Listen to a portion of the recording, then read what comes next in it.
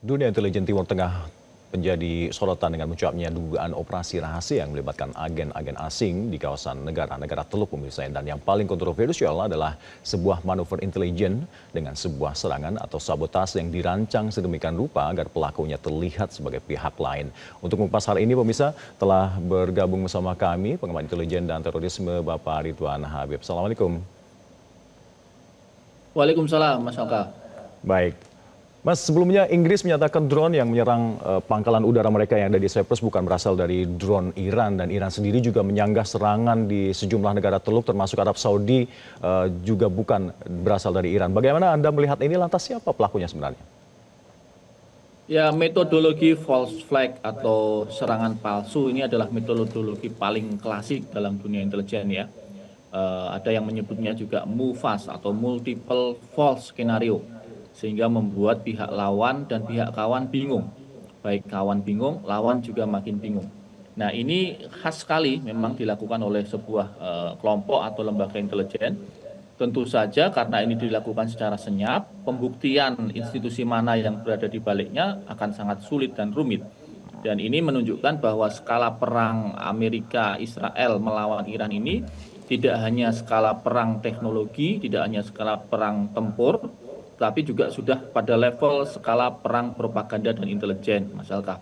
Dan ini kayaknya memang tujuan utama dari aktornya itu membuat simpati dari negara-negara di kawasan Teluk dan juga negara lain, misalnya Turki, Siprus, dan Azerbaijan, itu tidak mendukung Iran karena tampaknya propaganda dari Iran sudah sangat bagus, salah satunya dengan memanfaatkan semua duta besar mereka sebagai juru bicara di seluruh dunia, dan simpati masyarakat dunia sudah mulai muncul mengarah kepada dukungan kepada Iran.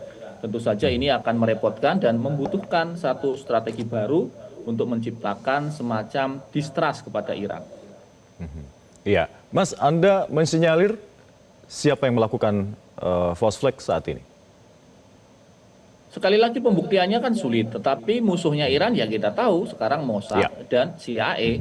Dua Ya. lembaga itu yang sekarang memang mati-matian berupaya menangkal upaya propaganda yang dilakukan oleh lembaga intelijen Iran atau yang disebut dengan VEVAK untuk menekan popularitas serangan drone, kemudian serangan rudal Iran, termasuk juga popularitas Asyahid Ayatullah Ali Khamenei yang sekarang Ya. menjadi tokoh dunia, dibincangkan di mana-mana, termasuk juga di Indonesia.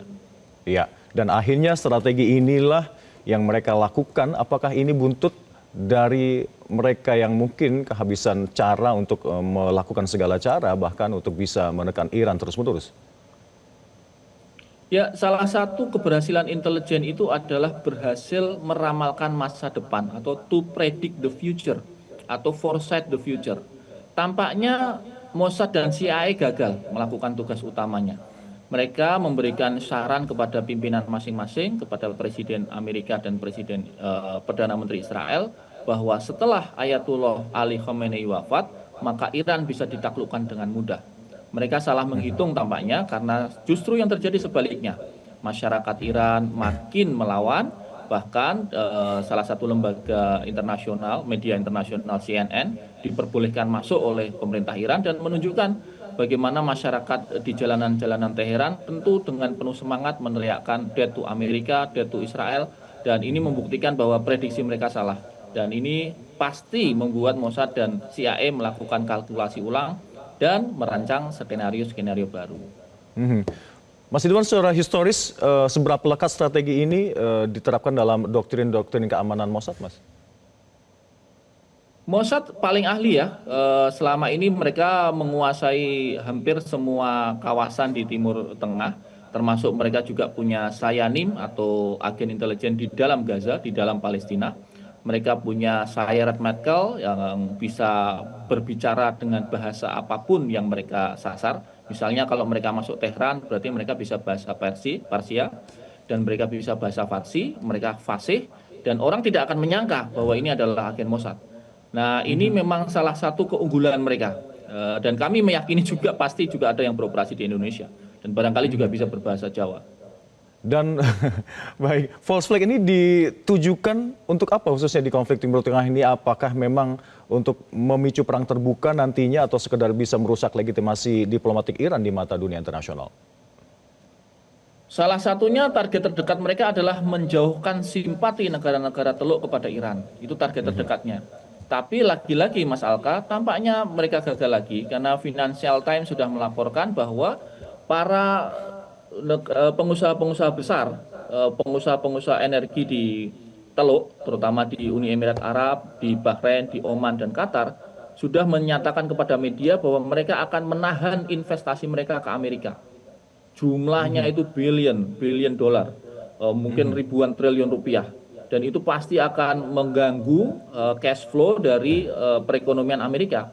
Dan kalau ini benar-benar dilakukan oleh para pengusaha itu, saya yakin Trump akan kelimpungan dan dia pasti akan merekalkulasi lagi apakah mau melanjutkan serangan ini atau menyerah dan mengibarkan bendera putih.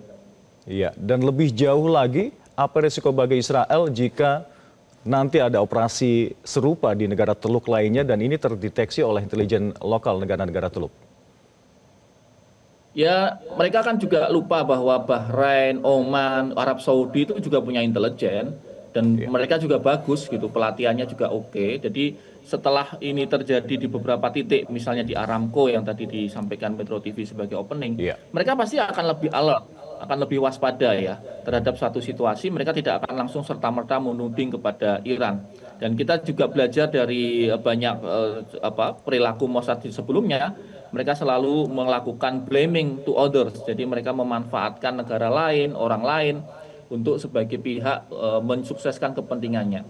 Jadi misalnya nanti tiba-tiba Iran itu ada yang nyerang seolah-olah pakai baju Saudi, seolah-olah pakai baju Bahrain. Nah itu kita bisa curiga bahwa itu ternyata dalamnya aslinya Mossad. Dan dipastikan operasi false flag ini pastinya mempengaruhi tingkat kepercayaan negara-negara Teluk Arab, yang khususnya yang baru saja menormalisasi hubungannya dengan Israel, Mas. Ya mereka makin lama makin curiga ya, karena Israel ternyata sahabat tetapi tidak bisa mengamankan kepentingan temannya kan gitu. Mereka melakukan pembunuhan Ayatullah Ali Khamenei, tetapi kemudian ketika ada serangan di pangkalan, misalnya pangkalan Manama di Bahrain, mereka tidak bisa melakukan cover apapun. Nah itu yang membuat para politisi, pengusaha besar di Bahrain, di Qatar itu marah besar kepada Amerika dan Israel. Iya. Apakah dampak dari false flag ini juga bisa mempengaruhi stabilitas keamanan di negara-negara Teluk, Mas? Tidak hanya negara Teluk, Mas Alka, ini bisa ke seluruh dunia. Karena bayangkan saja kalau kemudian misalnya kepentingan kedutaan-kedutaan Amerika di seluruh dunia itu diserbu oleh dalam tanda petik teroris. Bisa saja kemudian teroris ini menggunakan baju seolah-olah dia adalah orang Iran atau bendera Iran atau mungkin kaos ada sablon Ayatullah Ali Khamenei misalnya. Contohnya di Jakarta, kedutaan kita di kedutaan Amerika di Monas itu kan rawan sekali itu di tengah-tengah kota dekat dengan stasiun Gambir dan bisa menjadi target penyerangan pengeboman gitu kan. Nah, ini bisa dilakukan oleh siapapun. Lagi-lagi false flag ini Mossad punya agen di mana-mana, dia punya jaringan di mana-mana dan bisa membuat melemparkan kesalahannya seolah-olah itu dilakukan oleh Iran. Iya. Mas, apa pelajaran berharga dan penting bagi intelijen khususnya Indonesia ini dalam mengamati dinamika operasi rahasia yang ada di Timur Tengah ini? Ya, ini saatnya saya kira intelijen Indonesia, Badan Intelijen Negara, mohon izin saya kira memang harus siaga satu ya. Terutama teman-teman yang bergerak di counter intelijen, di kontra intelijen, saya kira benar-benar harus alert sistemnya menyala. Karena Indonesia mau nggak mau tetap akan menjadi satu negara yang dipandang dalam dinamika konflik ini. Kita adalah Indonesia ini mayoritas Muslim, ya 90% lah kira-kira penduduknya itu Muslim, dan kita juga kemarin sempat bergabung, masih bergabung dengan Board of Peace, dan kita juga Presiden Prabowo dikenal sebagai seorang presiden yang senantiasa menyatakan anti asing ya, maksudnya menolak intervensi asing. Ini yang membuktikan bahwa Indonesia negara besar, negara kuat, dan pasti intelijen-intelijen dunia yang sedang berperang hari ini juga akan memindahkan medan perangnya ke Indonesia, hanya tinggal nunggu waktu saja. Baik, terima kasih Mas Ridwan Habib telah berbagi perspektifnya mendalam terkait dengan bagaimana strategi false flag ini bisa berakibat bagi stabilitas di dunia ini. Terima kasih telah bergabung sama kami. Assalamualaikum, Mas. Dan pemirsa, Breaking News Metro TV akan kembali untuk Anda. Usai jeda berikut, tetap bersama kami. Jelajahi cara baru mendapatkan informasi. Download Metro TV Extend sekarang.